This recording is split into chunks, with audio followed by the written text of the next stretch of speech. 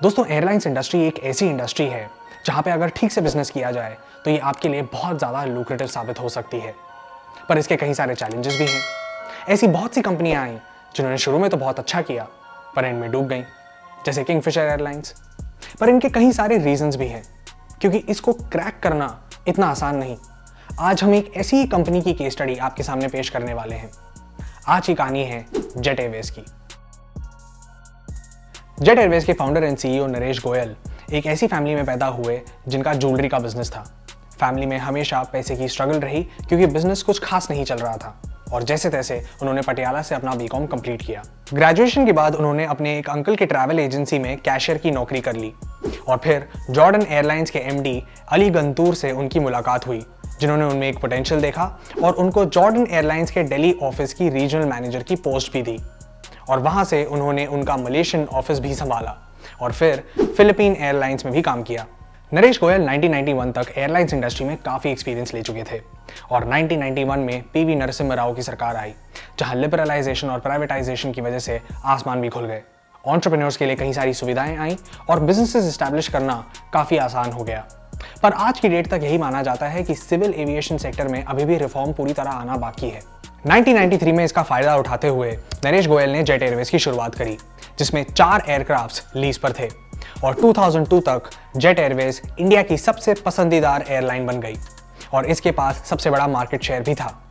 2005 में jet Airways ने NSE में अपना डेब्यू किया, जब उनका स्टॉक प्राइस था 1110 रुपए और उस टाइम नरेश गोयल का नेटवर्थ हो गया 8000 करोड़। जेट एयरवेज के पास 2 तरीके की फ्लाइट्स थी। पहली थी एफएससी यानी फुल सर्विस कैरियर, जिसमें मील्स, लगेज अलाउंस और बिजनेस क्लास सीट्स प्रोवाइड की जाती थी। इनकी टिकट्स थोड़ी एक्सपेंसिव होती थी। दूसरी जगह थी लो कॉस्ट कैरियर्स यानी एलसीसी। ये वो फ्लाइट्स थी जो यूजुअली इंडिगो और स्पाइस जेट जैसी एयरलाइंस को कंपटीशन देती थी। पर जेट एयरवेज की शुरुआत एलसीसी के सेगमेंट से नहीं हुई थी। वो एक लग्जरी ब्रांड थे और धीरे धीरे एक ऐसा मार्केट ट्रेंड आ गया कि इंडियन कंज्यूमर्स अब चीप फ्लाइट्स को ज्यादा प्रेफर करने लगे, तो इनकी डिमांड कम होने लगी। 2013 तक एलसीसी की मार्केट शेयर थी 60.8% और 2019 तक यही चीज 72% तक पहुंच गई। तो इस चीज को रोकने के लिए कुछ स्टेप्स लिए गए। अब इसमें एक चीज को समझना बहुत ज्यादा जरूरी है कि एयरलाइंस इंडस्ट्री में फ्लाइट्स और फ्यूल की प्राइसिंग बहुत ज्यादा इंपॉर्टेंट है। कुछ कंपनीज फ्लाइट्स को लीज पर ले लेती हैं, जिससे उनको चीपर डील्स मिलती हैं और जैसे ही उनका डिमांड कम हुआ तो उनको रिटर्न किया जा सकता है। पर कई सारी एयरलाइंस फ्लाइट्स को अक्वायर कर लेती हैं, यानी अपना एसेट बनाकर रन करती हैं, जिससे कि उनका फिक्स कॉस्ट ज्यादा होता है। और दूसरा है जेट फ्यूल, जो कि इन रीसेंट टाइम्स में बढ़ती ही गई है, इतनी कि इंडिया में टैक्सेस की वजह से ये कॉस्ट ऑलमोस्ट 40% है और ग्लोबली 23%। एयरलाइंस की इन्वेंट्री भी पेरिशेबल होती है, जैसे होटल्स की। जैसे कि अगर एक ट्रिप के लिए कोई सीट नहीं बिकी तो वो रेवेन्यू ना आने के कारण आपकी इन्वेंट्री बेकार हो जाती है, क्योंकि आपको कॉस्ट तो उतना ही लग रहा है। और एलसीसी कैपेसिटी यूटिलाइजेशन यानी सीट्स भरने के मामले में एफएससी से हमेशा एलसीसी ज्यादा आगे रही है। जेट एयरवेज को सीट्स भरने में कोई प्रॉब्लम नहीं थी। उनका ये पैरामीटर तो ऑलमोस्ट 80% से भी ऊपर था। इनफैक्ट 2007 तक उन्हें एक प्रॉफिटेबल कंपनी के रूप में देखा जा रहा था, पर उसके बाद शुरू हुआ उनका डाउनफॉल। एलसीसी सेगमेंट में कंपीट करने के लिए जेट एयरवेज ने डेट लिया, जिससे कि वो एक लॉस मेकिंग कंपनी एयर सहारा को अक्वायर कर सके। इससे जेट के पास अब 27 एयरक्राफ्ट्स और 12% मार्केट शेयर आ गया और ये डेट था 1450 करोड़ रुपीस का, जो कि एसबीआई और पीएनबी से लिया गया था। इस एक्विजिशन के बाद एयर सहारा को रीब्रांड किया इनटू जेट लाइट, जो उनका एलसीसी सेगमेंट बना। पर इंडिगो और स्पाइस जेट जैसी कंपनीज फिर भी अपना मार्केट शेयर बढ़ाने में काफी कामयाब रहीं।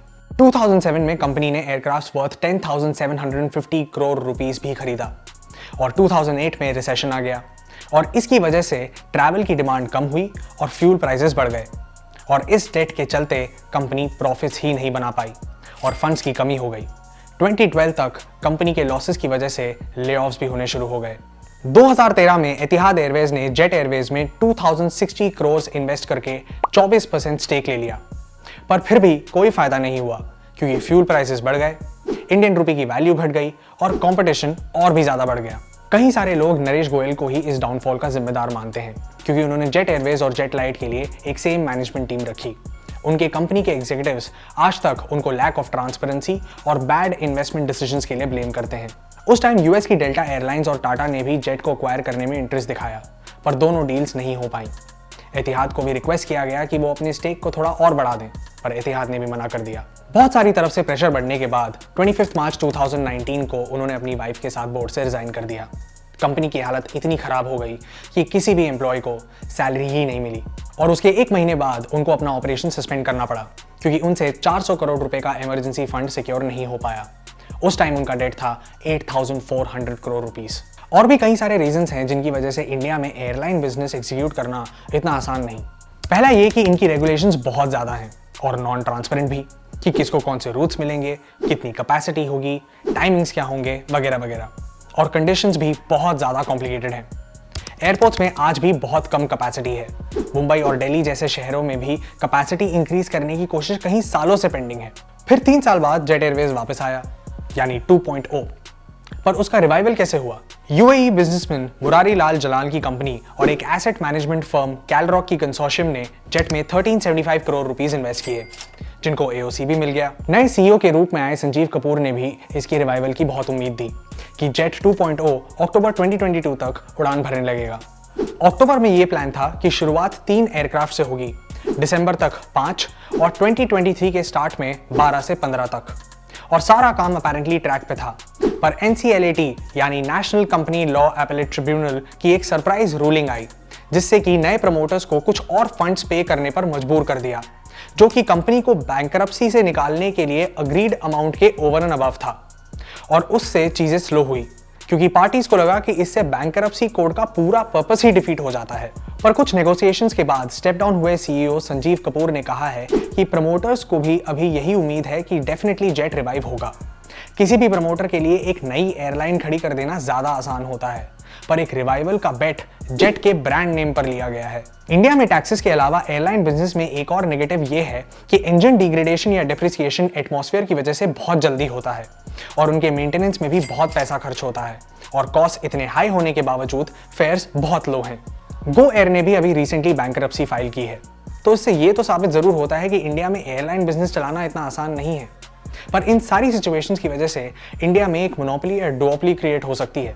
इंडिया में एक्चुअली टोटल 700 कमर्शियल एयरक्राफ्ट्स हैं, पर चाइना जैसी कंट्रीज में देखा जाए तो 3 सबसे बड़ी एयरलाइन कंपनीज के पास इंडिविजुअली 700 एयरक्राफ्ट्स हैं और यूएस की 3 सबसे बड़ी एयरलाइंस के पास 1000।